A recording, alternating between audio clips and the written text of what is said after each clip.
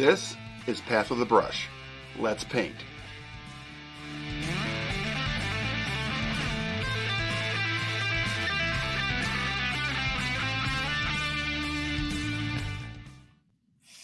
All right. Hey, everybody. Welcome to Path of the Brush. I'm your host, Rick, here at Gen Con TV. Thanks for joining us. And we have an amazing episode today. We've got Dave Taylor from Dave Taylor Miniatures and Build Paint Play, former host, co-host of Painting Happy Little Minis, publisher, builder, one of the best kit bashers I've ever met. And I've only met maybe, 4. I don't know. I'm kidding. But hey, Dave, thanks for joining us. Hey, mate, how you doing? Good, man. It's good to see you. You too. So what is so for everybody watching, what is something that people would recognize you besides the things I kind of just mentioned? Because you've been in the industry a while. All right. So what are some of the old school stuff that you've done that people might recognize you from? So anybody who's into stuff from Games Workshop, I worked for Games Workshop for 14 years, from late 1994. Worked in Australia and US, and had a whole bunch of my armies and miniatures featured in White Dwarf sort of over that period. So there's a lot of things that folks might know me from there. Anybody who went to a games day or played in a grand tournament in the mid 2000s, I might have met them there. And from 2009 for 5 years, I worked for War Games Illustrated magazine. So all these big publications and companies. That's a lot. Yeah. In the last 9.5 years, I've been running Dave Taylor Miniatures, which is working with folks like Simon and Victoria Miniatures and a whole host of others. So doing very cool, all sorts of crazy things. Well, it's kind of funny is like in the industry when you're going to different shows and you're going to different miniature specific events, and if your name is mentioned or dropped, whatever, there's kind of like a hushed reverence amongst the people that know who you are, because you're known as one of the nicest guys in the industry. Regardless of the fact that you're from Australia, and as we all know from watching The Princess Bride, is completely populated by criminals. And we also know that everything here is poisonous and is seeking decay. Yeah. So regardless of all that, you're, like I said, you're considered one of the nicest guys in the industry.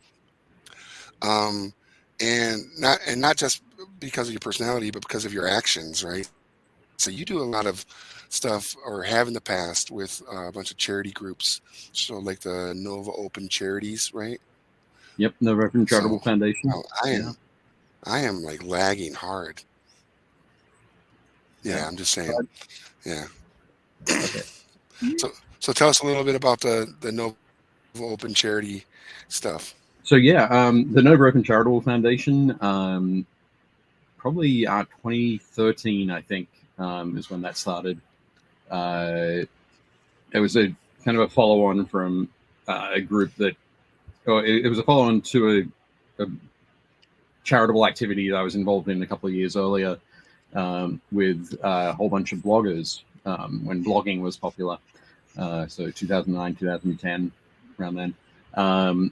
And Nova Open Charitable Foundation sort of stepped in and picked up after that.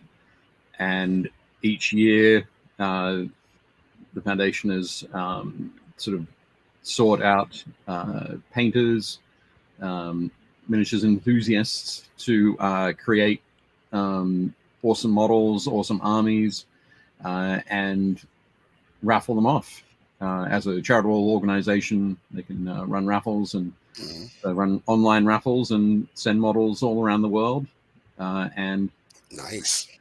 I think there are somewhere around the $350,000-$400,000 donated to different charitable organizations. Wow.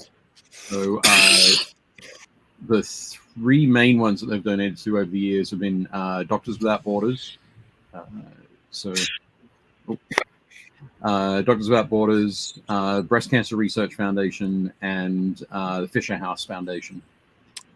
So those are all great charities for sure. Yeah, it's definitely super cool. I was on the board of the Nova Open Charitable Foundation for about 4 years. Okay. And stepped down just before the pandemic. Actually, I think 2019 might have been my last year on the board. And a lot of great folks have stepped in and stepped up, and that's still running. This year, actually, I think they've got a fall set of raffles that they're organizing, and they've got folks like so Squidmar from Squidmar Miniatures, Emil. Yeah. So Squidmar Miniatures is a fantastic YouTube channel. They do spectacular miniature painting on that. But they've been doing a series with where they're building a diorama with 2 Warlord Titans. So, and those are the large. Right, they're doing the large Titans. Yeah, the 32mm scale. So they're massive models. They're $2,000 each. So they've got 2 of those, so $4,000 on the diorama. That's nuts. That they're building, and I think they've almost finished it. You can go and check out the series of videos on their YouTube channel. But that's something that's going to be available. People can buy raffle tickets for it, and whoever wins it, wherever in the world goes, that's wild. It'll be shipped there. I'm sure it's going to be crated up and put onto a pallet and shipped carefully around the world. But yeah, it's going to be super cool. But it's, again, just another things where it's an awesome community. Well, Squidmar makes some amazing brushes too. Oh, right, yeah. Right. Because I have one of their Kickstarter brush sets, which was like they're really nice. But that just sounds crazy cool that someone's going to win all that stuff. Yeah, nuts. Insane. But it's been a crazy thing. So what are you painting right now? Artists working on it. What am I painting right now? Like right at this moment? Yeah, what are we painting today? I'm painting a there we go, a Land Raider. So Space Marine Land Raider for this is for my Horus Heresy army, my Iron Hands army. So I put out a couple of other minis to be able to hold up to the camera. Very cool. And this is one of the awesome Leviathan Dreadnoughts. Oh, sick.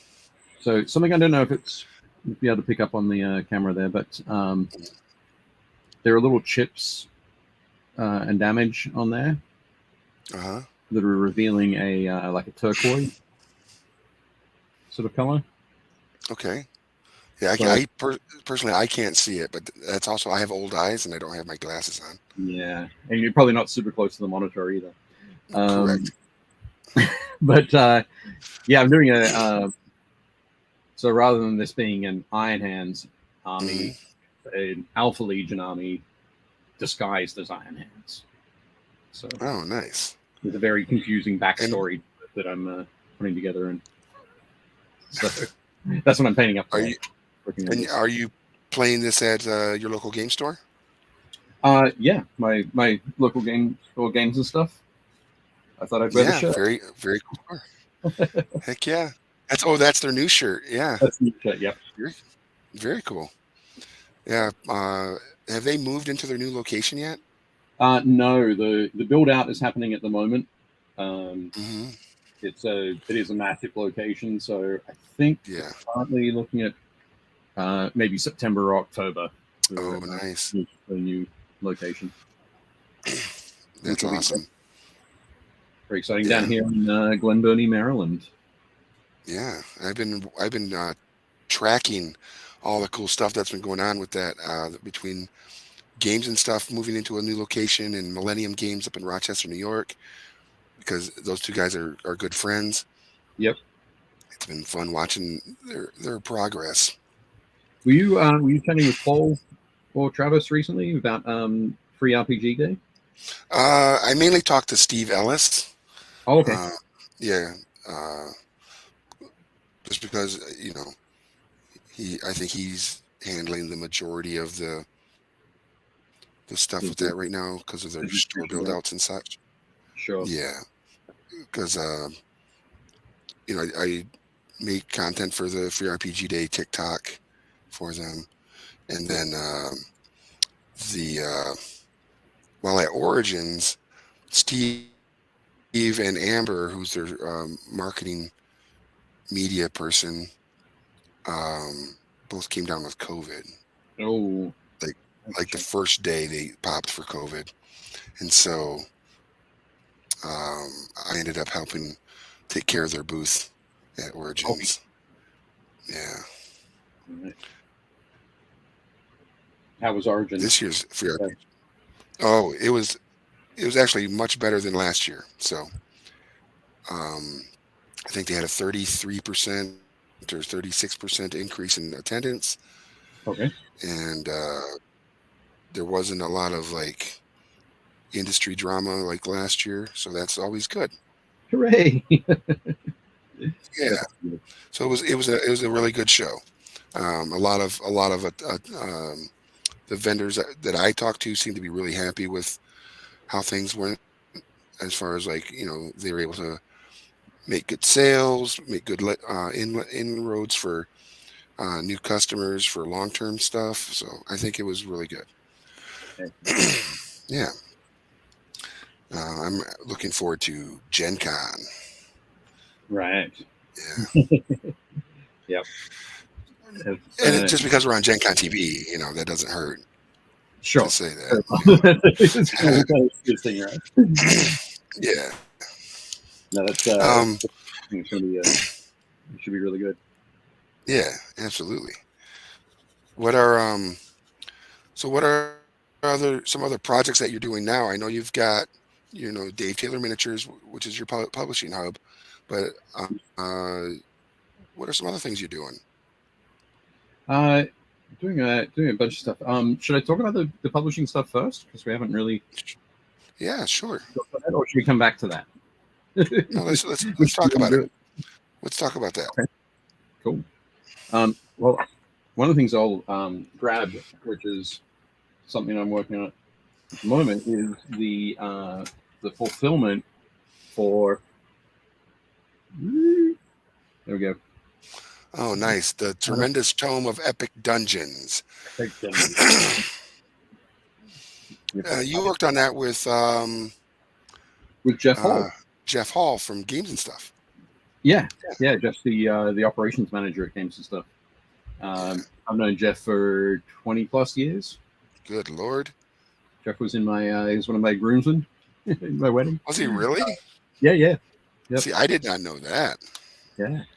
No, he and I have been talking toy soldiers for a very long time. Right. It's definitely cool.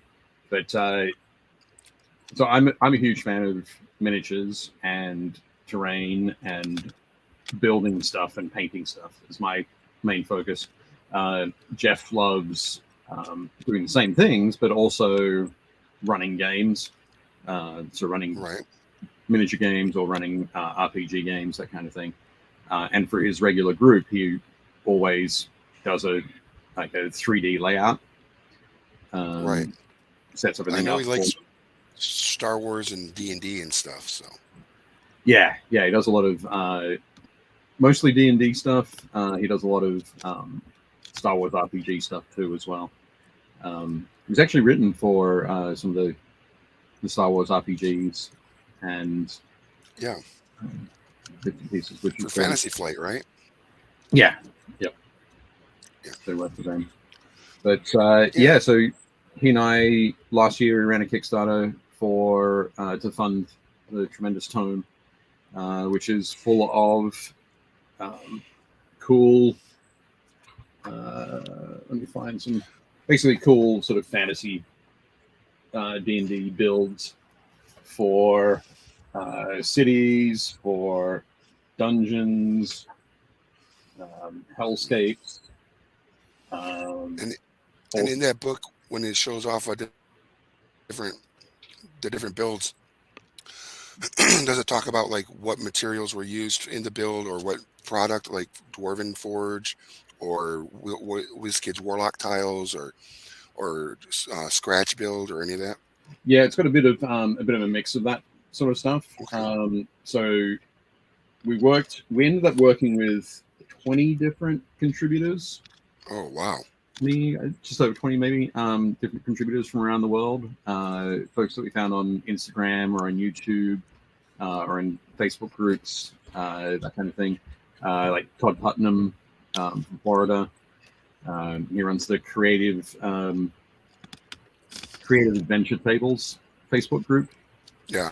And folks like Jeremy from Black Magic Craft YouTube channel, Neil from Real Time Movies, whole bunch of folks. So yeah, we've got builds in there that are using commercially available stuff, like you mentioned, Dwarven Forge, WizKids, Warlock tiles, Hearst art blocks.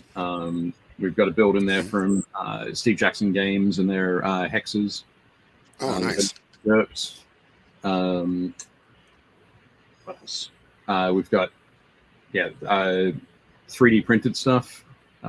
So we've got some great setups, like layouts from Printable Scenery, who are out of New Zealand. Okay. And scratch built stuff as well.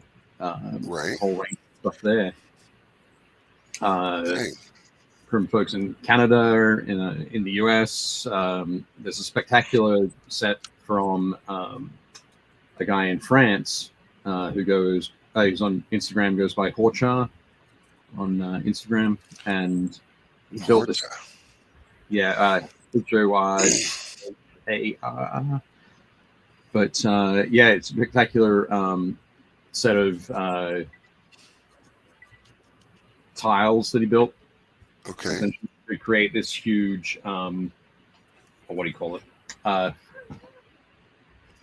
Sort of collapsed dungeon mansion building kind of thing. It's tough to describe. Okay.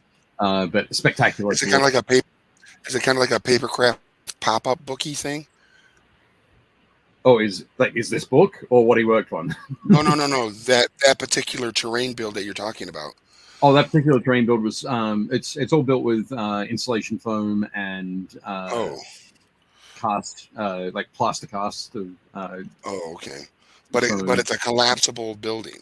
No, it's not collapsible. As in it's as in sections of it have collapsed in on itself, kind of thing. Oh, okay. I'm sorry. On my part, but let me see if I can find the. I want to also say hi to Monument Hobbies, who's in the chat. He says, "Look at these two nerds," and yeah, and then JP Got Rockets is with us. Yep. Hey, Josh. Good to see you. Let me see if I can find. Where is it? It's in here. I know. Okay. Yep. Here we go.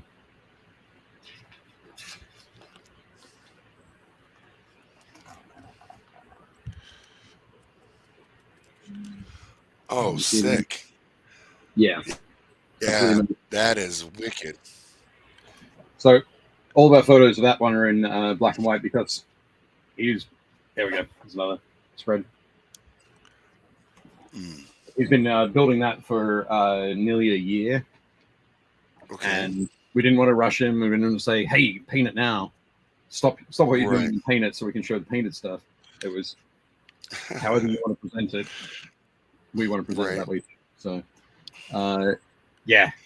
So loads of great stuff in there. There's even a build from Ryan Devoto, who a whole bunch of role players will know from his super elaborate builds that pop up occasionally on social media or on different gaming news sites.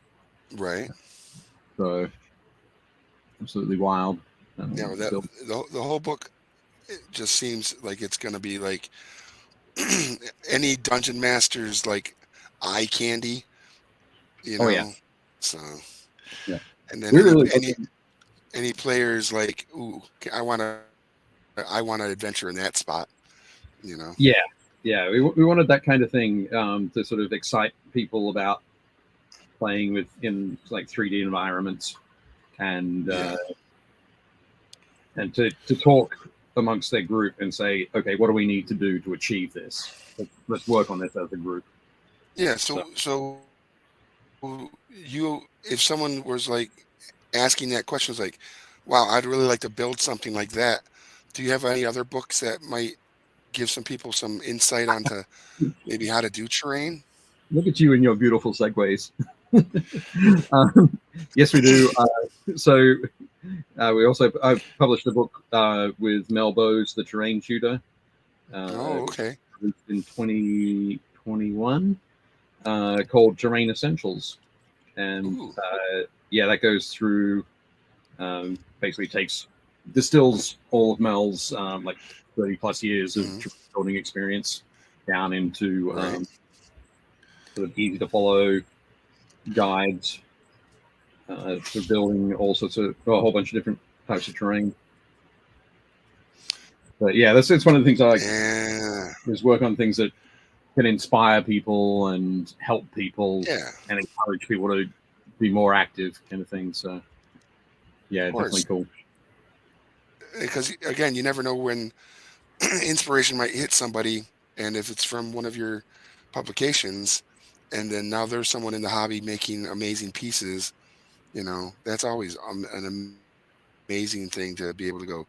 Yep, I took a look at uh, the Epic Dungeons book, and then went and looked at the Terrain Essentials book, and now I'm making all this amazing stuff. Thanks, Yep. Dave Taylor. Yeah, Right? yeah, that sort of thing would be very cool. But yeah, that's always Mhm. my hope is that somebody's going to see these cool things, and particularly working with some of these creative people. It's fantastic to like sit down and have a video call with them like this and chat about Right, what we could feature from their builds, what they were focused on, what they were excited about, right. to be able to spread that across, which is spread No, that around. that is freaking awesome. I mean, you can't beat the opportunity to work with amazing creatives, Yep. um, who are masters in their art, right? Yep. Yep. So, And part of the thing, so we've got some stuff in there from where Jeff and I did a build from Monster Fight Club scenery. oh yeah, So we took a lot of the hills and trees and added a little bit more of an icy kind of look to it. So some tundra okay, landscape, um, and we put that together, which was super cool. Working with them, hmm, um, I mentioned Steve Jackson Games before. So when we yep, started talking about the book, Gene from Steve Jackson Games got in touch with us to talk about Hexscapes. And then in the process hmm, of the book, we got to work with um, Phil Reed and Steve Jackson. So it'd be like, nice, okay, we're working on getting some pictures, and so Phil and Steve would be taking the photos and sending them through to me, and I'd be able to provide feedback. And the final photos that we got were just like, oh yeah, this is awesome. These shots look great. Thank you very much, Steve Jackson Games, for being involved in my little book. So right, and yeah, Steve Jackson's games. When you think about that, talk about iconic industry yeah, individual, exactly. right? Because uh, the very first game I ever played of Steve Jackson was Car Wars back in like 1988 or 89, something like Right. that. It was right? I was just a kid, and the fact that he's still around kicking and his company's still doing all the awesome stuff that it does. For and not those just of you that, that but don't know, it's a taking the time to inmate munchkin. yep, yep. But also just like taking the time to get in touch with a like crazy Aussie living in America who's doing a Right, book about weird ass dungeons right, yeah. and saying, "Hey, we'd like to contribute. How can we help?" So Yeah, how can we be part of this awesomeness? yeah, that sort of thing is just great. So yeah, so speaking of working with creatives and publishing, you also do a series called The Art of. And these are like coffee table books, if I for a better word, I can't think of a better word for them. I think that yeah, But that's a pretty good word for most of them. Um, okay. but yeah, that's also So doing. Oh, sorry. what inspired you to want to do these art of books? Um, And what are they for those that don't know? sure. So the books themselves are um, each one is essentially a feature book, a coffee table book on the miniatures art of a particular miniatures artist. Okay. So it could be we've got a book from Christoph Kyle, who's from Germany, who does some fantastic kit bashing and has a really very specific style to his miniatures and his miniature painting. Anna Polanchuk from Croatia. I've loved her work for like 15 years. So the opportunity to Nice. work with her on a book that again she's got a very specific, very dark, grim, um, folklorish kind of approach to Okay. her miniatures. I've worked with Chris Surrey from he's from Missouri. Uh, he does That's funny. um, Surrey from Missouri. Yeah, Yeah. but he does spectacular dioramas and sort of scenery pieces. Not scenery, but Okay. scenic pieces.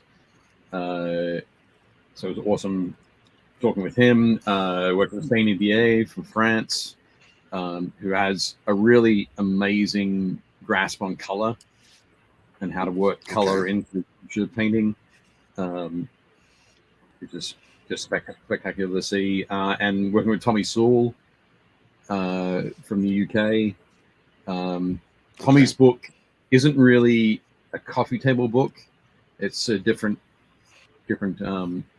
approach. It's a like more like a tutorial book, but it goes Okay. back to it's Tommy's approach to painting. And if you're um, when you read that book, it's like sitting down with Tommy for one of his classes.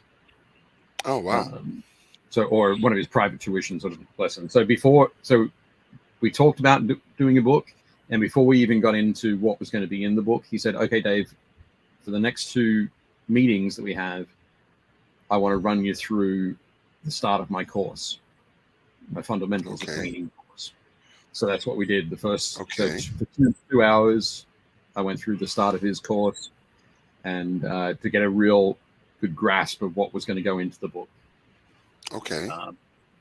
But yeah, so it's a thing where I get to work with artists whose work I've loved for years, Mhm. or have just recently found, and Sorry.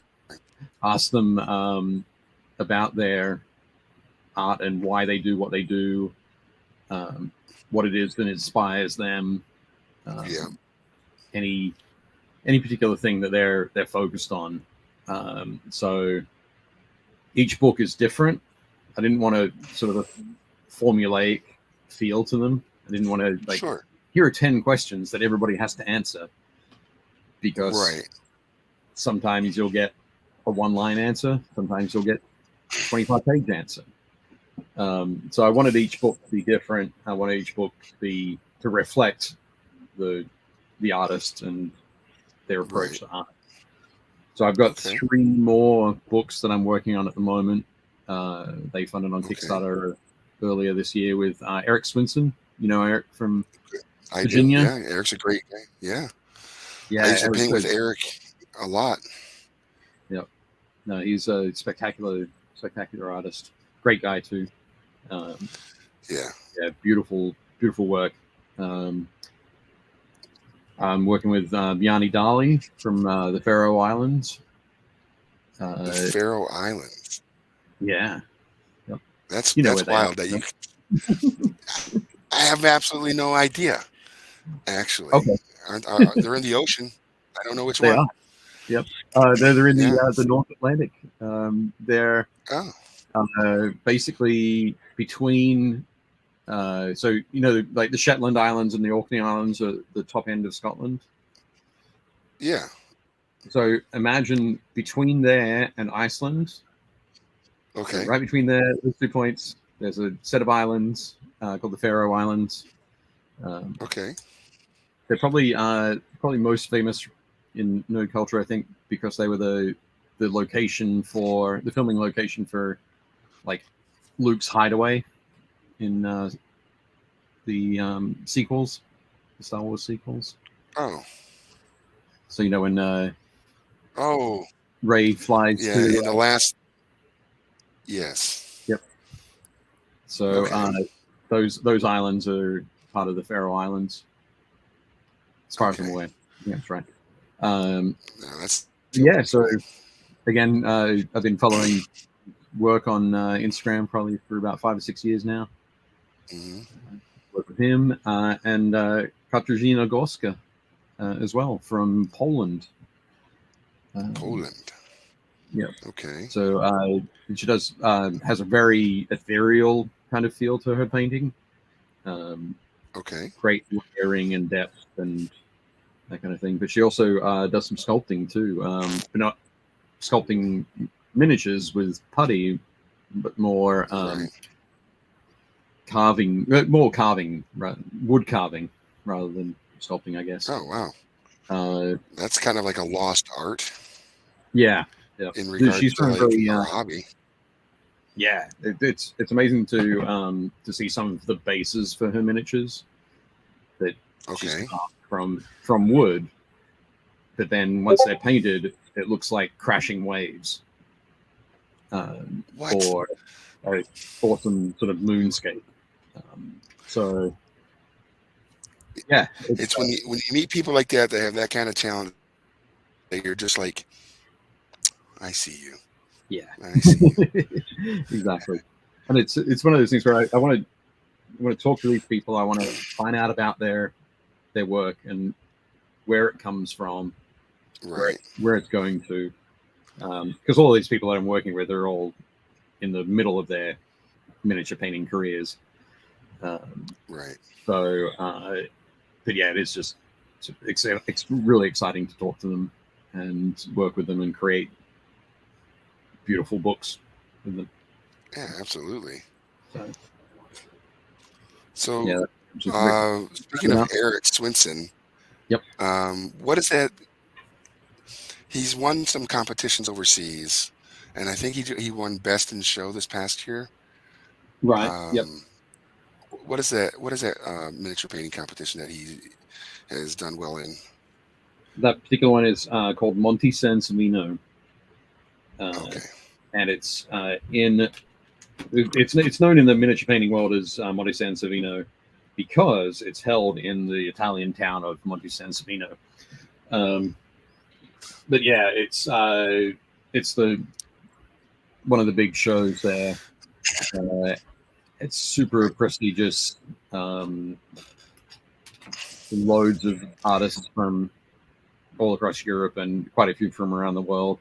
And Eric and went last year, and yeah, he came home with Best in Show. So, and if I'm mistaken, and which I probably am, isn't he the first American to ever win Best in Show?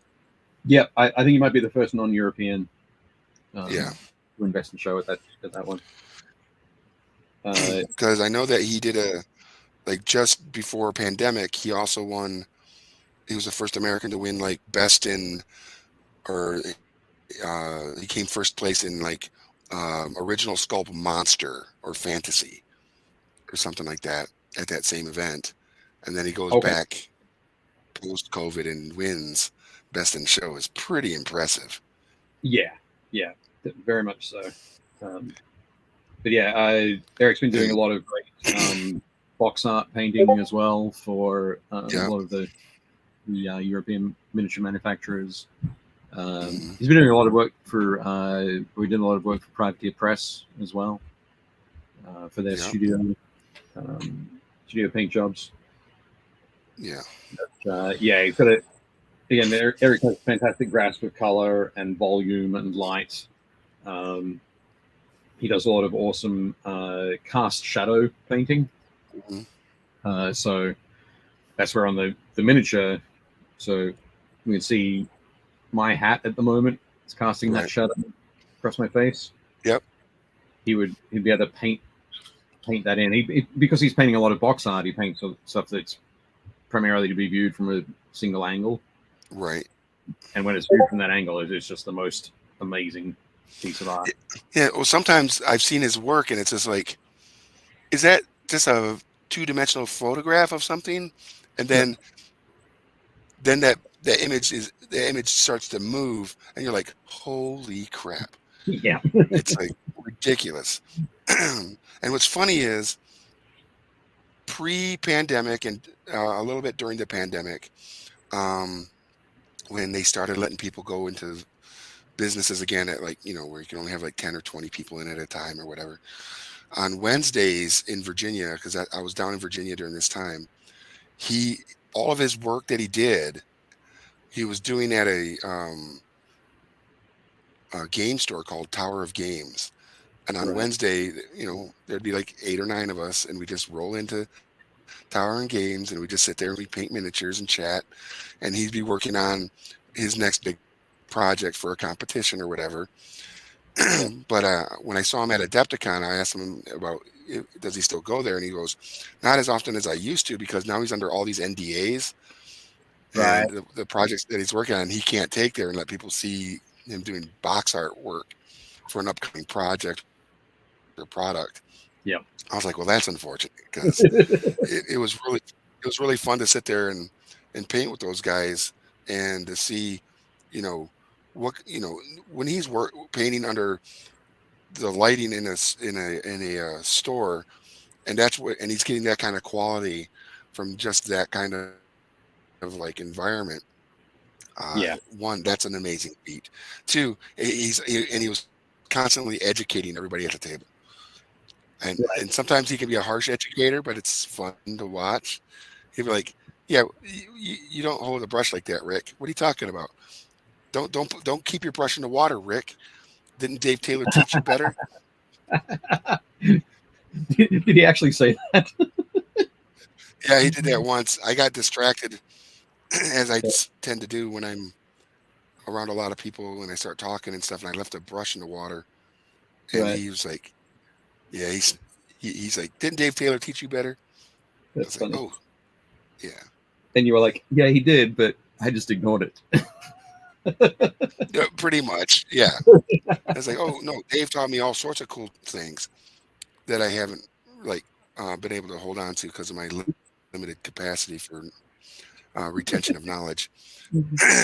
So, That's cool. uh, but yeah. So for those of you watching, if you did not know, Dave and I have known each other for what, 5 years now, 6 years, something like 6 that. years. Yeah, coming up on 6 years Yeah, right now. yeah. And Dave and I used to host a show called Painting Happy Little Minis over on Game Trade Media. You can go and watch all those old episodes and be like, Yep. man, yeah, Rick hasn't learned nothing from all those years. It's But absolutely true. Not learned a thing. I learned nothing. None. Um, and obviously we had a really good time painting, and we had some Yep. great guests, and we had some great other co-hosts with Gretchen Settle and Leona after I left, and Leona started jumping in painting with you guys, I think, Yep. uh, during the pandemic, which was really awesome. So if you want to go watch some of those, that's great. But you now have a new program uh, called Build Paint Play. Build, paint, play. Yep. Yeah, can you tell us about that? Sure. So because we felt that there weren't enough sort of old white guys on YouTube talking about toy soldiers, myself and Sounds right. myself and my friend Jake Krajewski, Mhm. aka Oz. So I'll just call him Oz from now on. So Oz and I started a live stream. So Nice. 2 seasons now. Um, part of our charm is that we're wonderfully incompetent when it comes to the technology aspect. So don't watch a lot of probably the first 6 episodes of season 1 are plagued with technical issues. But yeah, we talk. Jake and I talk amongst ourselves. We talk with the folks in the chat, and particularly for season 2, I think we had 10 or 11 different guests Wow. over the season, including yourself. Yeah. I think you were one of our first guests for season 2. Nice. But yeah, we just talked about toy soldiers, things that we've been working on. We take a look at. We have a Facebook group, and we take a look at minis that people have been posting in that Facebook group. But yeah, anything exciting, we'll talk about conventions that we're going to, that we've been to, major releases.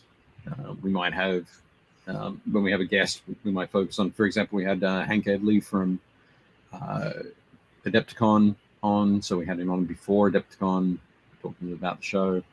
Nice. We had Owen Best from Nova to talk about Nova Open. We've had Adam from Army Painter. Adam from the Army Painter. We had Jason from Monument Hobbies. Nice. We've had, yeah, a whole bunch of folks. Yeah, actually, how about that? I had a list. I think I wrote this down for our last episode of season 2, so I could recount it. So Simon Berman, as well, from the Brush Builders Union. Jeff Hall, I mentioned already. We had Eric Swinson on. We had Jay Walker from Warsenal. We had Alex Bryan on to talk about Warzone Eternal. And we had Kit from Game Envy as well. Nice. So, yeah, definitely super cool to do that. I think we've got one of the things that I've been talking about with Oz is that maybe for season 3, which starts in 2 weeks' time, I think, is that we'll try and talk to a lot of game designers, game developers that we know here. We do the live stream from 7 till 9 on Tuesday night. Nice. Which kind of, well, I'd say 7 till 9, 7 till 8:30. Because we're a little bit busy. But it can be a little bit tough to get UK and European folks to stay up past midnight. Oh, absolutely. To join us on the. They gotta get up and what is it they do in the UK? It's biscuits and tea or something like that. Tea and biscuits. Tea and biscuits, yeah. Oh, but tea and biscuits, that would usually be you'd have your morning tea break, which would be like 10, and then your afternoon tea break, which is around 3 p.m. Oh, okay. So you probably wouldn't be having tea and biscuits at midnight. Right, but they got to get their rest in so they can be up and be able to enjoy their morning tea. Oh, right. Okay. Sure. Yeah. But yeah, so we're thinking about talking to a bunch of game developers and but also painters, tournament organizers. Are you thinking about talking to like additional publishers then? So like Steam. When I think that, again, thinking about the UK, you've got Warlord, Steamforged, GW, Mantic, and that's just I think Olmec. Hobbies is over there too. Right. There's a lot of miniature companies, obviously because of Nottingham being the lead belt. Yep. So There's loads of folks that we could be talking to. yeah, Actually, my friends and former GW colleagues, Robin Hughes and John Stallard, are just releasing a book. Speaking of publishing, so if they just have in the process of releasing a book called Talking Miniatures. nice. When I say book, it's 2 volumes. It's 500 pages, 500 plus Good pages. God. But it's interviews with so basically John and Robin interviewed 17 people who were kind of instrumental in the development of Games Workshop through the sort of the 80s and early mid 90s. Wow. So definitely very cool. I've already placed my pre-order for that. I was lucky I got in one of the very first pre-orders. So I'm excited for that to arrive in the next couple of weeks. All right. But yeah, loads of great people as well here that we can be talking to, which would be nice if we're able to do that. My buddy John Schaefer, who works with WizKids, is one that we'd like to talk to. I think we'll probably get Brian on again. I'd love to be able to talk to Dallas from Atomic Mass Games, Ash Barker from Guerrilla Miniature Games, Joey Maguire, local here, who does who wrote the game This Is Not a Test, which is an awesome post-apocalyptic warband miniatures game. And he's right there in Baltimore, right? Yeah, he's in this area. Nice. Sure. So it'd be cool to chat with him. Malev, a buddy out in Utah, who just recently released a basically a solo minis game, solo / micro minis game, where it's called Demon Ship. Okay. But it's set. Well, basically, it's like a horror, sci-fi horror game, but you play it on a 6-inch by 6-inch tile. Okay. And you're a survivor, and you have to survive the game, essentially. That sounds wicked. I think it'd be. I like those cool. kind of like survive the night. Right. Yep. And there's Sean Sutter from Metal King Studios, who does Relic Blade. It'd be awesome to chat with Sean, because Sean's a Renaissance man. He does everything for Relic Blade. He wrote the game. He does the art. He sculpts the miniatures. He casts the miniatures. He packs everything. He does all the shipping. And it'd be awesome. He's one of those guys. With him, yeah. It's like, wow, that's just awesome. So cool. Yeah, loads of fantastic folks across the country who'd be awesome to chat with. Heck yeah. What about Gale Force 9? Have you had any conversations with them or anything in the future, you think, with them? I haven't chatted with them recently. I mean, Gale Force 9 and Battlefront are kind of owned, well, basically Gale Force 9 is owned by Battlefront. So I occasionally talk with some friends at Battlefront. So yeah, I haven't spoken about getting involved with that. I think actually the timing for that might be good if some of those folks are in New Zealand. Could we? Yeah. I'll have to see what that. I would agree. But yeah, I think that could be fun. Yeah, probably have John from Monster Fight Club on. Okay. We could talk with Aaron Dill. Yeah. Who used to work for Gale Force 9, and then for Monster Fight Club, and now has his own business, Jolly Luck. I use his painting handles for. Well, I see the handles mounted on the wall right there. So. Yep, that lovely spice Yeah. rack. Yep. A mini that I'm working on for my gaming group is going to be doing Silver Bayonet, which is an Osprey Miniatures game, I think, by Joe McCullough. So, Oh, Joe, you should get him on. That would be great. Again, timing might be a little bit of an issue, but we'll definitely approach. He just needs to move back to the States. That guy. I don't think he's going to do that. I think he's. No, I don't think so either.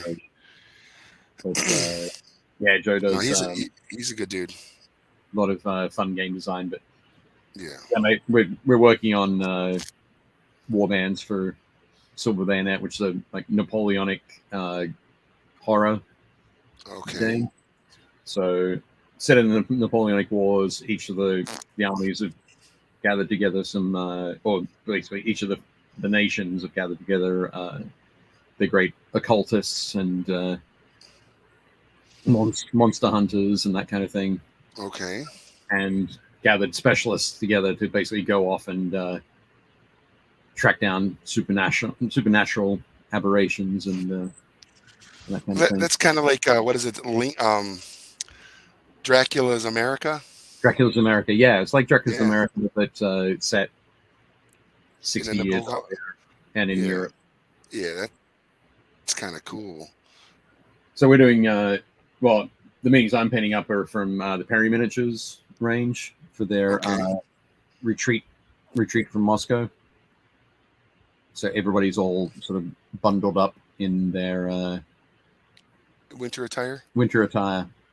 So yeah, as they're trying to escape the Russian winter. Those look great. I think it'll be fun. Yeah. Ash Barker has written for that, a Canadian supplement. So I think that's pretty cool. And I love your paints. Oh, we got some paint love going on in the chat with Shinky Prime talking to Monument Hobbies over here saying I love your paints. I will neither confirm nor deny that I've dried up some of the blue black and snorted it. Wow. Awesome.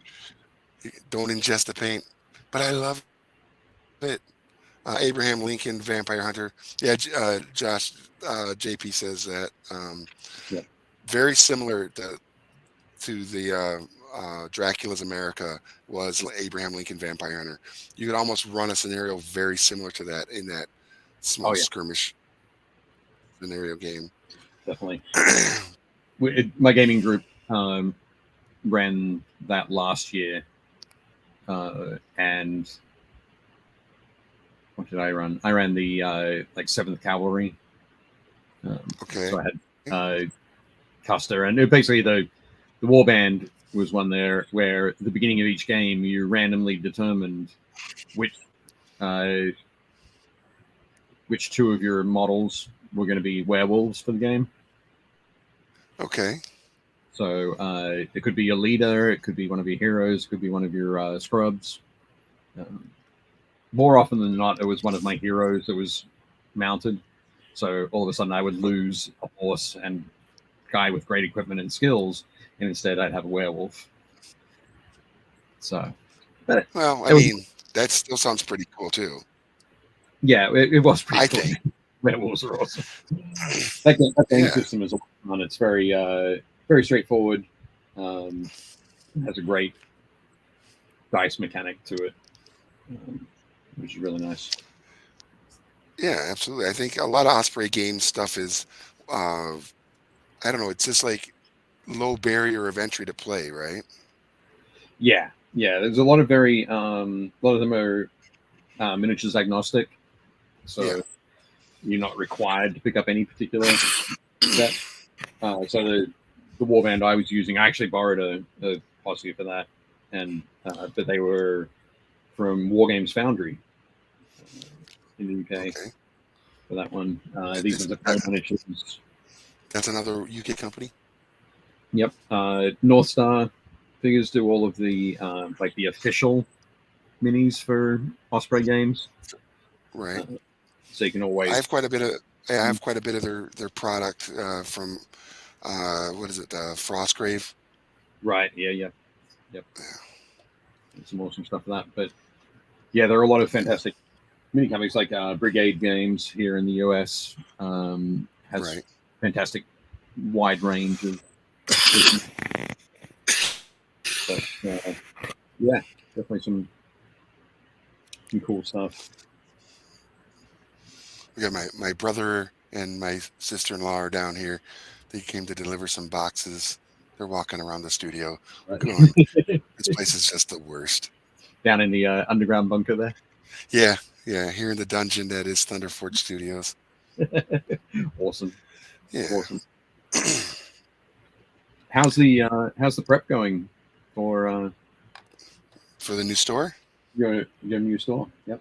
it's I going wasn't well. sure if you sort of announced What's it that? yet. So I wasn't sure if you'd announced it on stream yet, but I I don't think I have. Had I? Maybe I did. I don't remember. Um, it's going well. It's going a little slow. As you can tell, I got a cough and been kind of under the weather, but I'm on the mend, cool. and that slowed down a little bit. But that's one of the reasons why my brother and Lori are here is because they got a couple, relatively small light boxes of some product Right. delivered to their house for the store, and We're from a just company dropping. called Mayday Games. So No. yeah, Cool. yeah. So the Mayday Game Supply has arrived, and we'll put that in the store, and it'll look good, and Awesome. yeah. So So when are you thinking of opening? I would like to do a soft opening just after Gen Con, and do a Right. grand opening just after Labor Day. Right. Yeah, Cool. like the full event. You know, Yeah. That'll be cool. yeah, it should be a lot of fun. And it's kind of funny is a buddy of mine went down there with me, and we were loading some stuff into the store, and I hadn't really like taken the opportunity to like look around the area as far as like what other businesses were truly there and what kind of synergy might arise from it. Right. But there's a slash like a pinball machine video game arcade bar right across the street. Okay. I mean, they have a ton of pinball machines, and it's called the Avenue. And so we went in there, and I didn't know anybody, and I didn't realize that it was a bar that checked ID. So I just walked right in, past the bouncer, didn't even stop. Yep. It was like, "Yep, I'm a regular, I guess." The first time walking in, I just walked right in. And the guy stopped my buddy and said, "Hey, I need to see your ID." He goes, "Why didn't you stop him?" Well, he goes, "Well, I know him. That's the guy from Thunderford Studios." And I was like, and he's like, "How do you know him?" And come to find out, it's a gentleman that I had met, and then we met again at GaryCon that same year. And Right. yeah, it was just super funny because after I came back to the front and I said, "Oh, I'm sorry, man," and we chatted for a second. Come to find out, like everybody in that bar, and there was like 60 or 70 people there because it was like trivia night or something, Okay. are all Dungeons and Dragons or role players or some sort of gamer type. He's like pointing at everybody. Yep, they do a campaign. They're playing this. They're playing that. I don't know who that person is. They're new here. And then there was like the majority of the folks, he knew who they were, and that they were gamers of some sort. So I was like, sweet, this is going to do really well for the store. So yeah, Awesome. Yes. Definitely some great synergistic opportunities there. yeah. And then of course there's like a pizza joint and a Chinese takeout joint in the same little block as well, and a Mexican restaurant at the end of the building that I'm in. So Right. there's great food opportunities there I too, was going to say, which I think you I'm just a fan. mentioned three food types that gamers do not like. Right? Yeah, they Oh, hate that stuff. Right? So awesome. That is very cool. thanks, guys. Oh. All right. Sorry, So let's see how you're doing on your miniature. Oh, okay. It's going to look about the same at the moment, but painting Nice. the white panels to give a nice sort of contrast there. The Iron Hands have a black color scheme. Okay. Hopefully fairly obviously from that. And I have, oh my god, can you pull it out from under all the other stuff I've got here? Maybe not. I have a transfer sheet, decal sheet Oh yeah. that I'll be putting onto the doors on the side here. Once I get that rolling a bit more. At the moment, I'm doing some sort of damage, just some little streaks, get the sort of damage areas started. And you said this is for your Horus Heresy army? Yeah, it's for the Horus Heresy army I'm working on at the moment. Have you ever done anything else that is like Horus Heresy related on a much larger scale, maybe for Games Workshop? yes, I have. Oh, really? Yeah. Yep. I have. So Awesome. for everybody watching, another thing that Dave does, which is like literally one of the most amazing things, is he does these table display builds for different companies that you'll see at Gen Con, PAX Unplugged, Adepticon, all the big shows. Yeah. And so in the past year, you've done that I know of 2, 3, I mean 4 major ones. 2 for Modiphius, 1 for GW, and 1 for Resnova. Yeah. So was there more than that? That's what I've done so far. At the moment, I'm at the tail end of the next one for GW that'll be unveiled at Gen Con. Okay. And it's probably the largest. It's definitely the largest commission build that I've done for as far as gaming tables go. Okay. So we have some photos we'd like to show off. So here is it looks like the Fallout one. Can you tell us a little bit about that? So yeah, this is one I did from Modiphius. This is a 2x2 demo table for Fallout Wasteland Warfare, the miniatures game in the Fallout universe. Nice. And yeah, this one I built for, I think, when was this? I think Gen Con last year might have been its debut. Yeah, this one and the other one from Modiphius. Adepticon last year, maybe? I can't remember exactly. But no, I think it was Gen Con. Right. Yeah. So I have questions. Like the bus, the car, and the truck. Yep.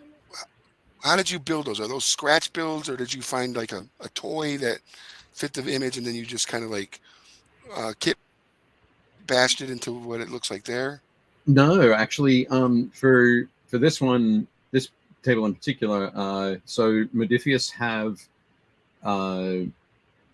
resin terrain that you can buy.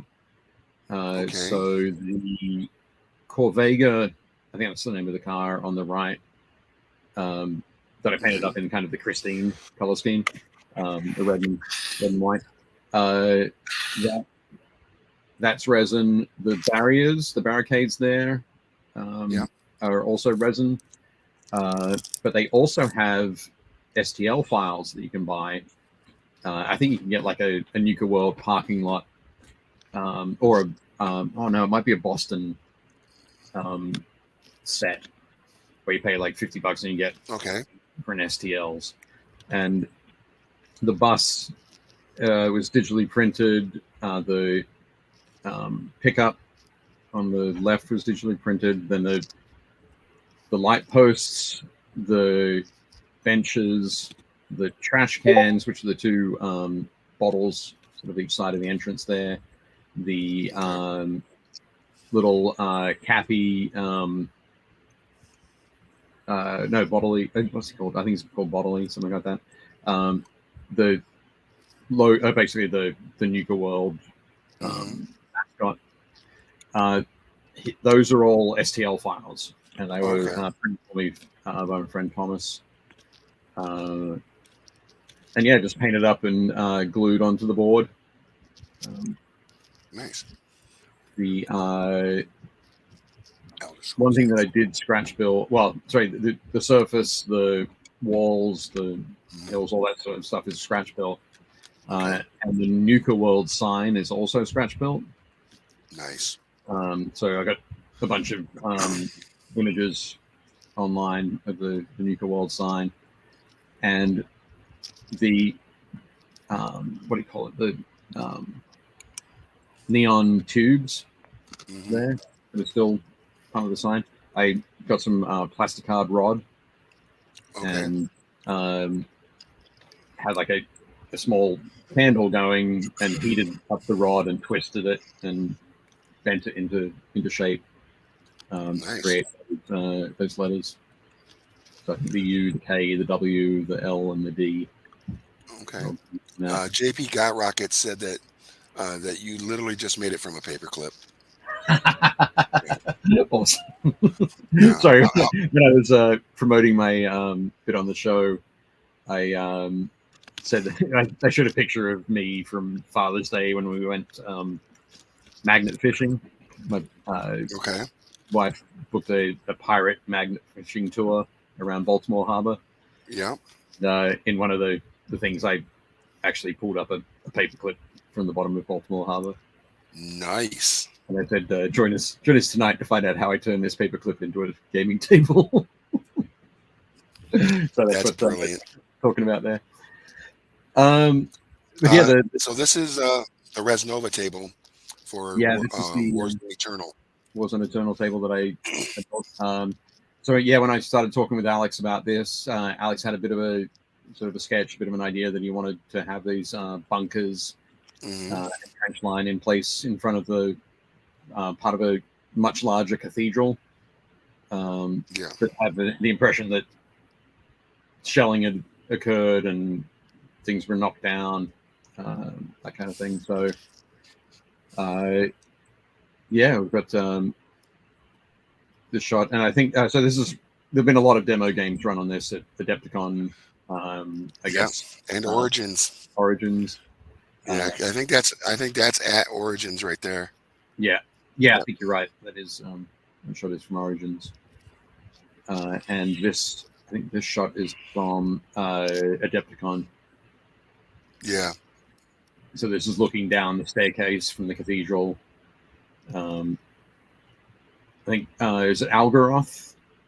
Is the Yep. The Algaroth, which part of the Dark Legion? the Dark Legion. So yeah, when we were talking about it and talking about the trench lines, I asked Alex. I said, "Does the Dark Legion have any sigils or icons that you can send me?" And he sent me through this the Algaroth one, and it was like, "Oh yeah, that's fantastic! I'll just make the trench line in this shape." So Yeah. the table, when you view it from above or even from sort of this angle, you can see that icon. Yeah.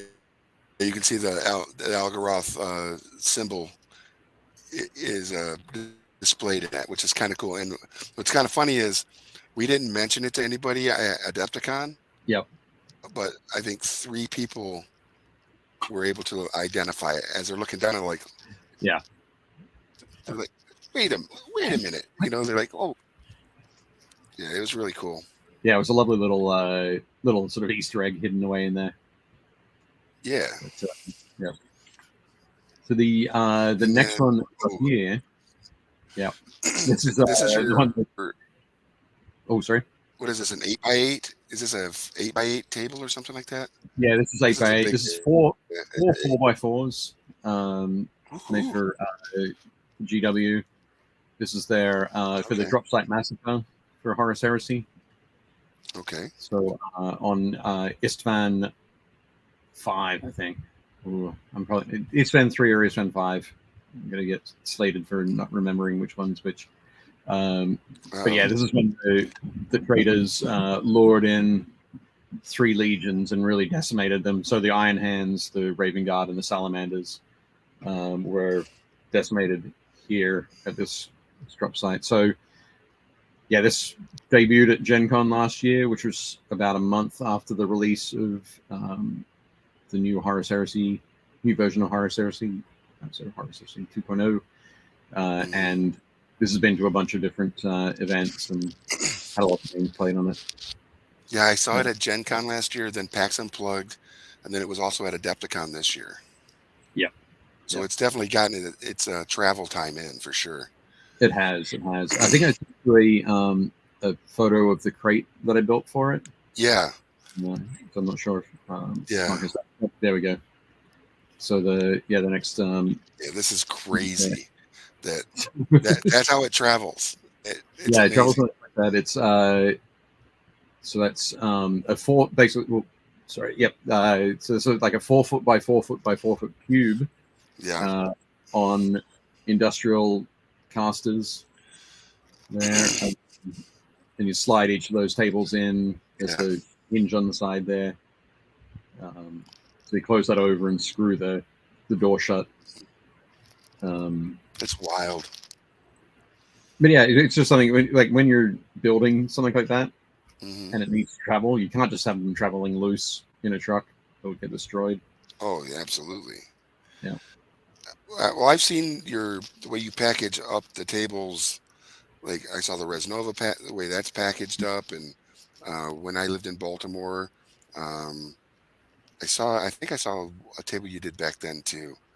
Probably. Yeah. Yeah, because I think we talked about it once on Being Happy Little Minis, and Yeah. That might I have was been just, one. I think I did for Planet of the Apes. Is that the one? it may have been it. Could have been Yeah. that, yeah. Yep. There should be one more picture, Oh, and this one is the more. one that Right, this yep. is the one that like blows my mind. um, was this STL files as well? Because that is so game accurate when it comes to The arches, yeah. basically everything that basically all the arches are resin pieces that Modifius sells. Okay. Everything else, so the rocks on the side are cork bark. Okay. Basically, that people would use for like terrariums, for lizard and snake habitats, that kind of thing. Yeah. And then everything in the center, all of the stonework and the steps and that kind of thing, is all insulation foam. So all carved. Each of those little stone blocks Yeah. was applied as almost like a facade over an understructure of insulation foam. Just on the right of that photo, you can see my Proxon foam cutter. It's the green thing with the little silver loop. And this project was it was the best excuse to be able to buy one of those. I didn't have one before, but I've seen a lot of people like Black Magic Craft and Real Terrain Hobbies using the Proxon. And it's like, oh, I really want one of those. So, yeah, I bought one so I could. This What's that? table is like if you were to play a scenario in Elder Scrolls, to have a table like this would just be amazing. Yeah. Because for anybody watching that doesn't know, my favorite video game, and literally the only video game I play, if I even play a video game, is Skyrim. Okay. Which is Elder Scrolls stuff. And I am such a huge fan. And when I physically saw this at Gen Con, I was like holding back some tears, because up a little bit, and then knowing that my buddy made this, I got a little bit more verklempt on that. So yeah, this is like one of the greatest pieces. I like all of them, obviously. This one, it's so beautiful. The funny thing, of course, is that I don't play video games. You know that full well that I don't play video games. Right. So right. being able to get that reaction from you is just awesome. Yeah. It was so good. So I'm really really pleased with that. It was a lot of fun working on it, and I worked from a lot of basically Google image search, and working from that, and then fitting it onto a 2x2, so they could also it had enough levels, it had Right. their right sort of scale, and then being able to run a demo game of Elder Scrolls on that Elder Scrolls Call to Arms, when it was a lot of fun. It took me sometimes when I'm working on projects like that, like I had a conversation about that ages before the before I started, well, not ages, but ages, probably 6 months before the event. The Mhm. 3 months of working it through my head as to how I was going to do it, Right. and getting the angles on the side of that construction, Okay. and then turning it and how things would be cut, where things would go. So Right. being able to think through all of that was crazy. But the result It's amazing. speaks for itself there. Yeah, So, absolutely amazing. yeah. And you said that you're working on something that's going to be unveiled at Gen Con for Games Workshop. I know you Yeah. can't speak much more to it than that. Um, uh, I can let you know that that previous crate you saw was 4 foot by 4 foot by 4 foot. yeah. This one is 4 foot by 4 foot by 6 foot, Okay. and has 6 casters on the bottom rather than just 4. Wow. It's heavy. It's like 450 pounds altogether. Oh, nah, not that heavy. No, So, the casters rolled really well though. So oh, absolutely. So, if you could work on any like miniature game IP that you haven't worked on yet to build a table, and I hope that the companies that or company or whatever that has this IP, that if they hear it, they don't take advantage of the opportunity of your like interest, but in that, well, you know, Dave, you said you wanted to make a table for us for this game. You know, can you cut us a deal? No, there are no deals. You pay Dave his wages. Um, but is there a game that you'd be like, oh, I absolutely would love to build a table for that game? I don't know. Sorry, I don't. I wish I had a chance. I had a chance to think about that beforehand. There probably is. There are. I think the key thing when I talk with people about these ideas is being able to sit down and do that, the brainstorming with Okay. what it needs to look like, what it could look like, how it could do it, how it could achieve it. So I think working with somebody that is going to have a fantastic idea, it's going to have a very strong imagery as part of the universe, whatever it happens to fit into, Right. and then has a great idea. But then there's opportunity to create a good story with it. Okay. So I think maybe possibly something in Marvel Crisis Protocol or Ooh, Star yeah. Wars, maybe Shatterpoint, something in Okay. there would be neat. Doing some work with Dwarven Forge would be a lot of fun. Those guys are cool. Yeah. Something with Wiz, because I don't know. There's loads of opportunities. There's you're right. There's loads out there. Yeah. And then But it yeah, doesn't hurt either that like I know who to talk to at like this is true. all those companies. Yeah. So One of I the would love to see your take on a Marvel Crisis Protocol scenario and well, table. one of the cool things that that I also get to do is I'm fortunate enough to be part of the Adepticon spray team. Right. So I think we've talked about that before, but so Adepticon each year has loads of new tables. So Adepticon has a huge store of terrain, like massive store of terrain that they use for Right. their 40k tournaments, their Warhammer tournaments, their Malifaux tournaments. There's a whole range of different things. So Marvel Crisis Protocol, Star Wars Legion, no doubt Shatterpoint next year. Right.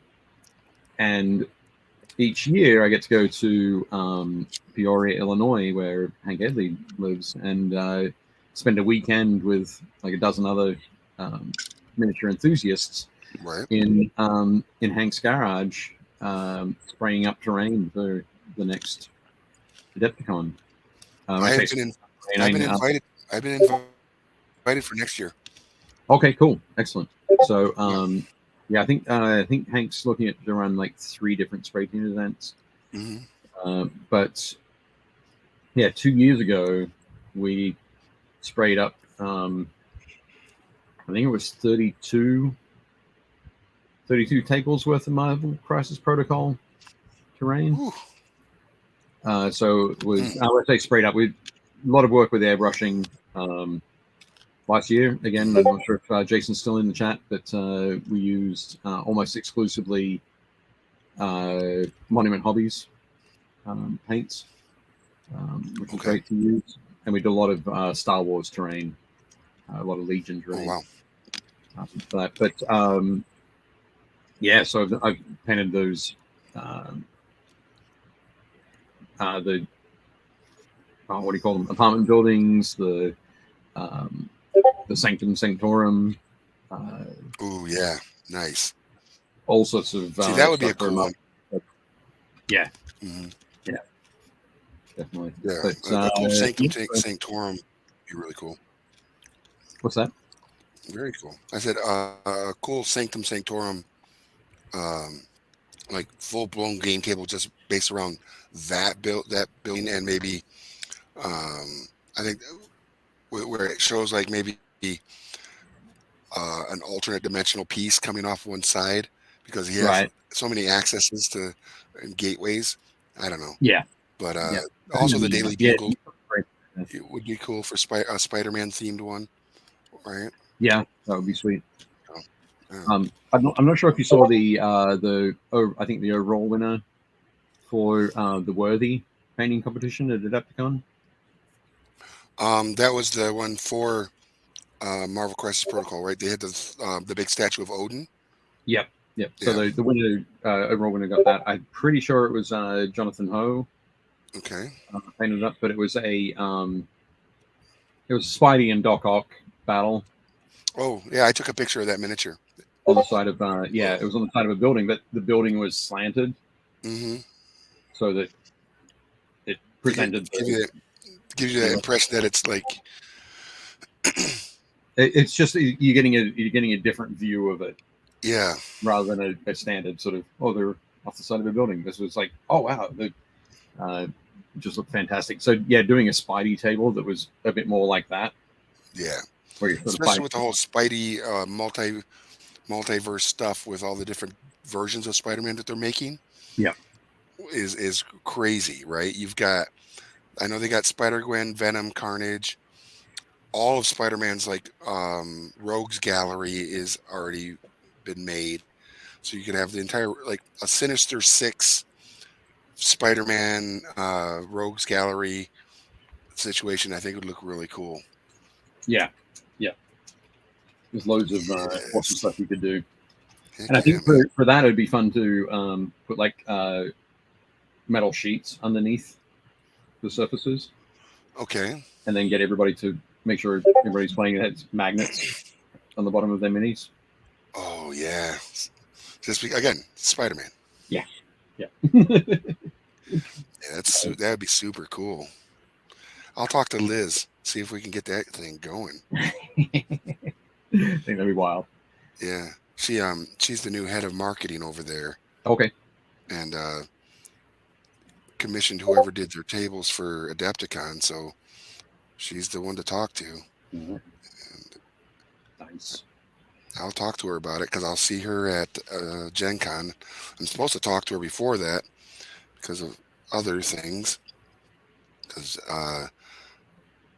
we've only got one more episode for season one of Path of the Brush, and then I got to get all the guests lined up for next season, and it's a lot more guests because there's a lot more episodes for the next season.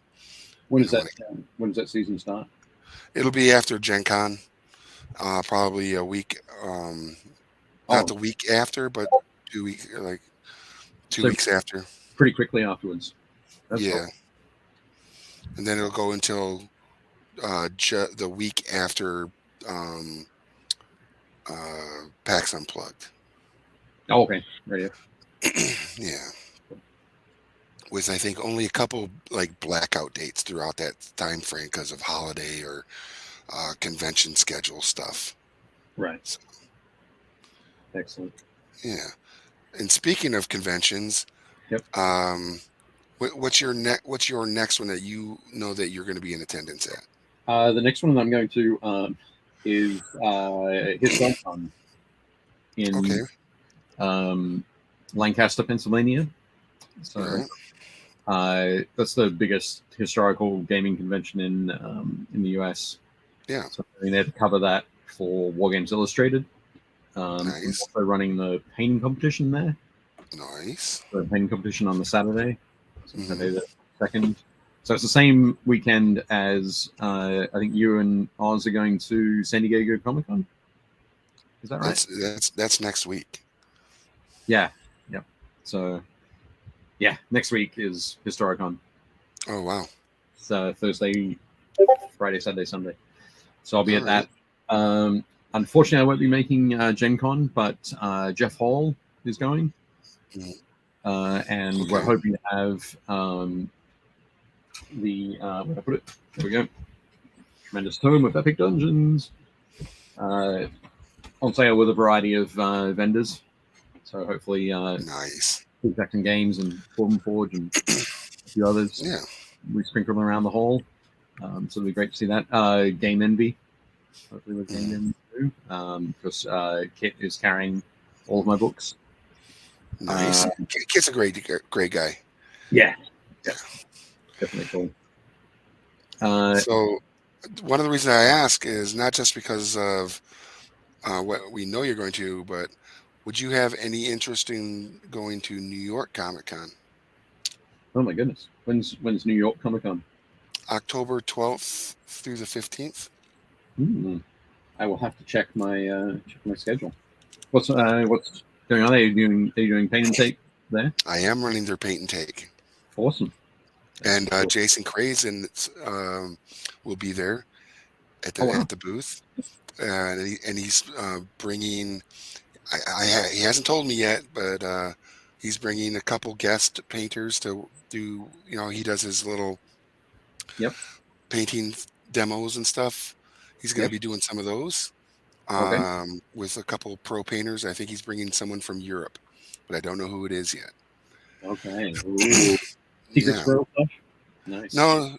I don't think he's locked down who the individual will be yet. Right. But would love to have you come up if you had any interest. Well, you know I in, love Manhattan, so do you? yeah. I didn't know that. Yeah. All right. I love it. So yeah. But So well, check your schedule. yeah, I'll check the schedule for sure. Because after Gen Con is Nova Open. Okay. And at Nova Open, I run the judging team for the Capital Palette painting competition. So, oh, nice. That's a cool name, Capital Palette. Capital Palette, yep. Yeah, so, that's super cool. So with that one, we have three divisions. We have Apprentice, Journeyman, and Master, and we have three. We get so many. It's an open format competition. Okay. So an open. There are two main approaches to painting competitions. One is podium format, where there's a first in each category. There's a first, second, third. Right. Golden Demon, for example, that run by Games Workshop, the podium competition. The painting competition that I run at Historicon is also a podium competition. So first, second, third. Open format is you're competing against a standard kind of thing. So okay. In a division, there'll be a certain standard that is gold standard. And there might be one person who reaches gold standard. Okay. There might be 20 people who reach gold standard.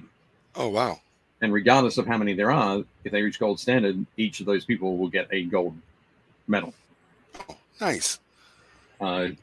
people who reach the silver standard, but not quite the gold, will get silver.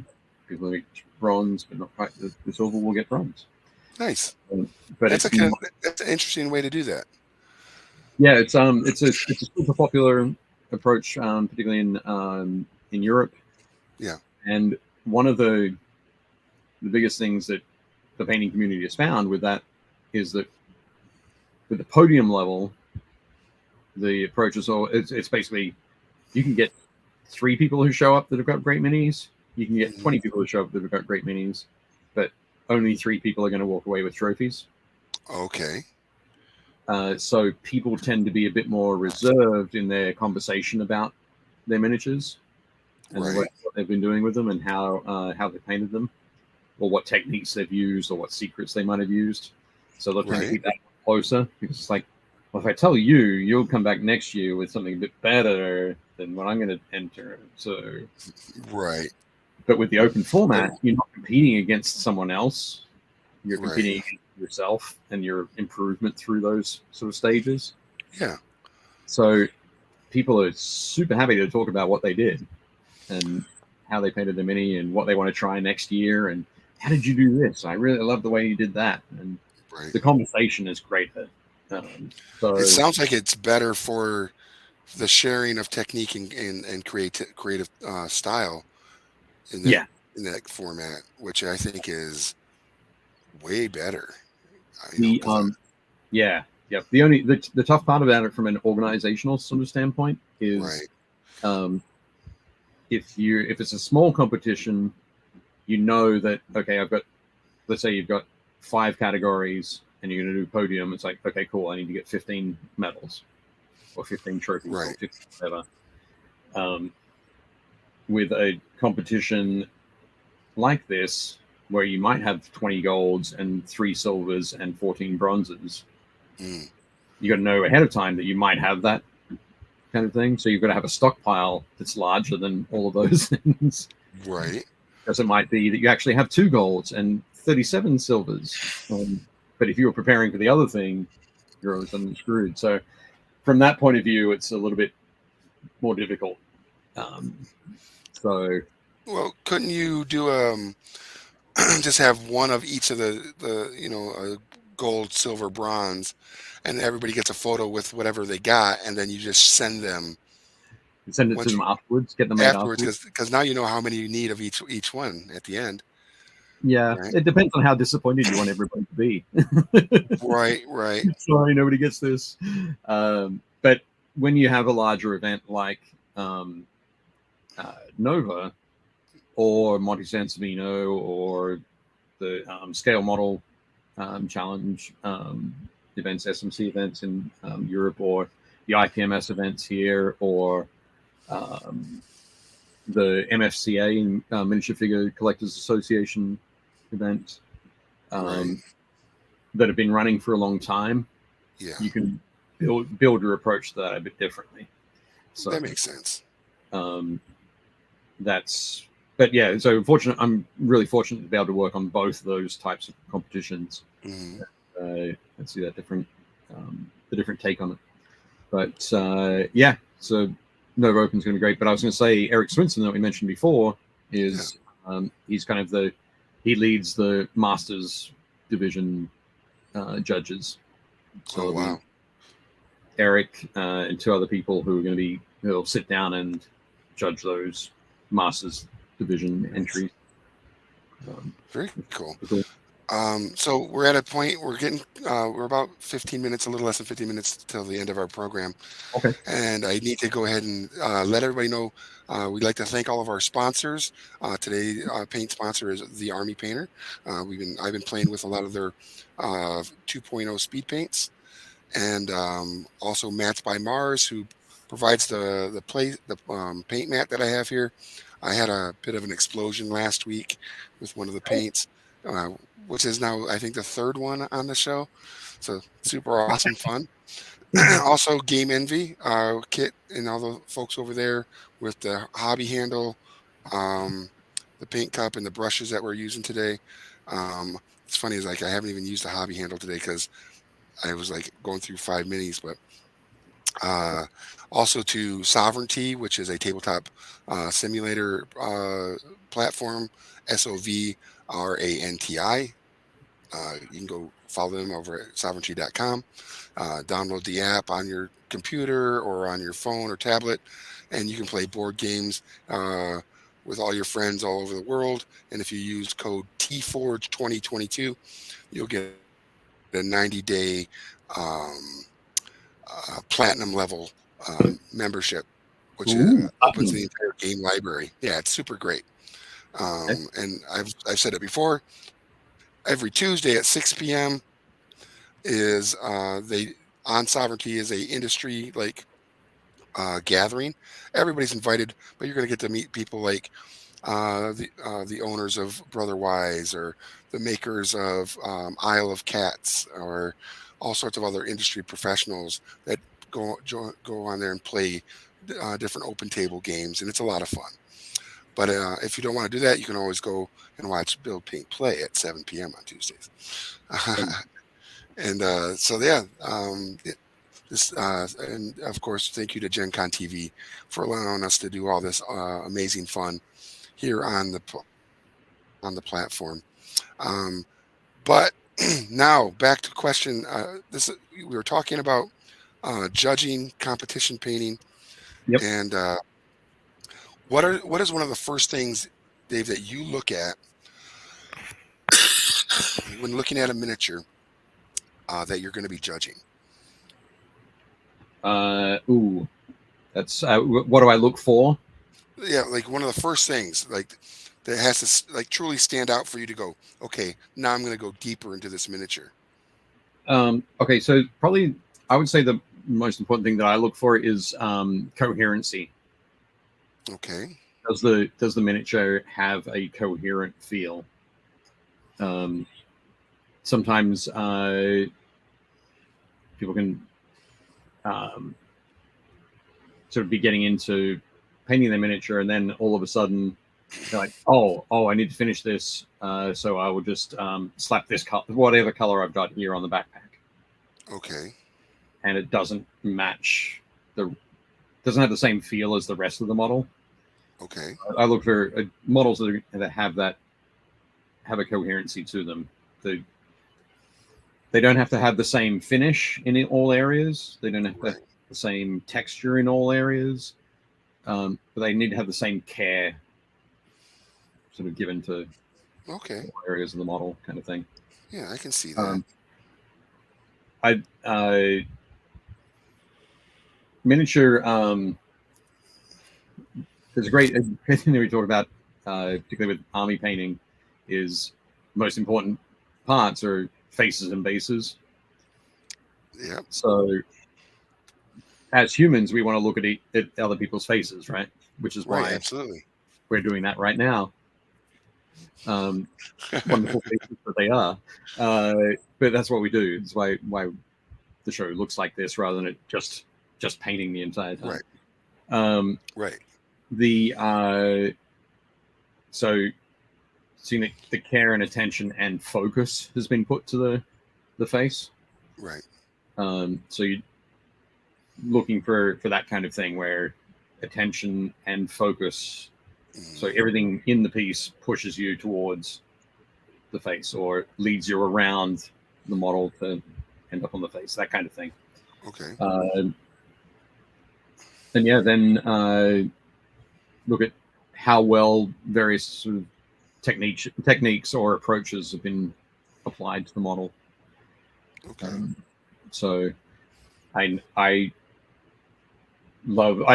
like painting metallics myself, true metallics. Yep. And painting metallics in a more exaggerated sort of and pushed style where you get higher highlights and deeper shadows. Kind of thing you might normally see in non-metallic metal approach to painting. But regardless of which approach you choose, you want to see that you've done it to the best of your ability. You push yourself to those things.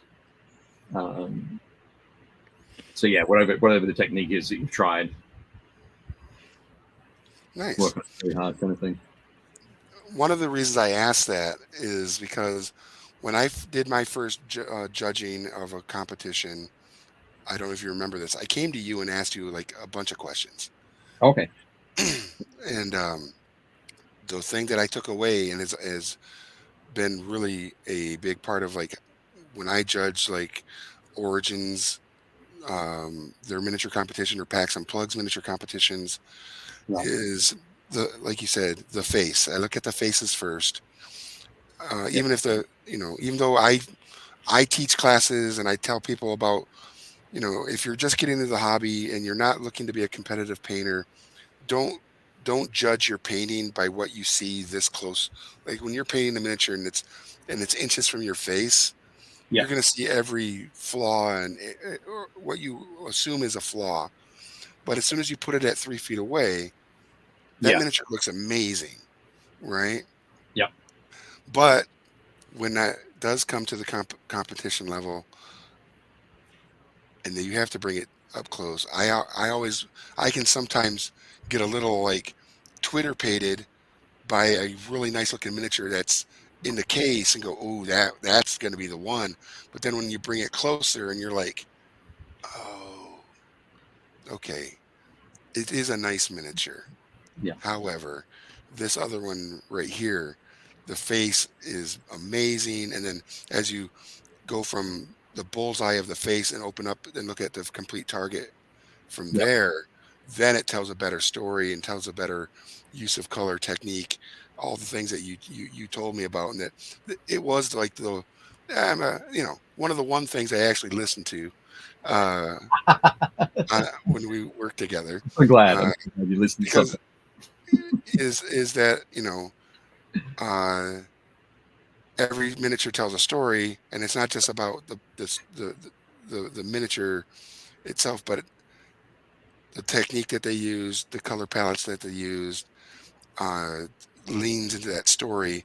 Um, so I thought that was just really cool, and I've carried it with me over the years when I've done judging of competitions. And so thanks, Dave, for mentoring me in that space. You're welcome, sir. You're welcome. Cool. Because I tell people all the time is I am not and don't aspire to be a competition painter, Cool. but I admire it, and because of like again your mentorship, Eric Swinson's mentorship, I know Yeah. what to look for in Yeah. a good miniature, even though I may not have the skill set to accomplish it myself. Right. So, Yeah. It's it is a fun thing. Some people, I know that some people always say like, well, what would he know? Like I've seen his minis, they're terrible. What would they know? right. Um, and I always think like the two of the most I'd say respected but renowned movie critics. Right. Um, it was like Siskel, it was Siskel and Ebert. Right? Siskel and Ebert. Yeah.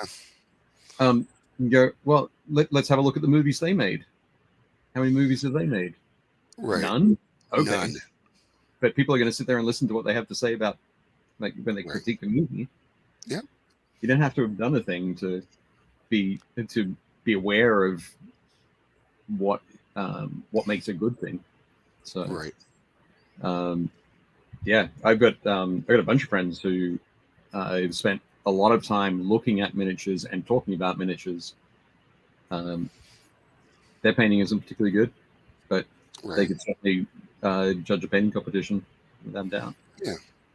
Yeah. And they probably have miniatures that look amazing at 3 feet away. All right. Sure. So Yeah. we've come to our time, Dave. On that note, we've come to our time. Thank you so much for joining us. Where can everybody find you on the socials? On the socials, it'll be at Dave Taylor Miniatures. So Okay. on Instagram at Dave Taylor Miniatures and on Facebook, Dave Taylor Miniatures. Okay. My Facebook page. And then also you have your Build Paint Play on YouTube. Build Paint Play on YouTube. So I think the Tuesday after, I think it's like I'm going to say the 25th Tuesday the 25th of July. Yep. Will be Nice. like season 3. All right. But Very yeah, cool. super cool. So myself and Oz will be back and talking about cool toy soldier stuff that happened while we were away. There's been some interesting developments in in the realm of miniatures for sure. There's been a lot of great stuff. All right. And for everybody watching, thank you so much again for joining us. We'll be back in 2 weeks. Just before Gen Con, I'll be back with Rem Alternus, and we'll be talking about Catalyst, which makes Battletech, which I've been painting today. But we'll be talking about some other Battletech stuff then. And until then, continue your path with the brush, and we hope to see you at a friendly local game store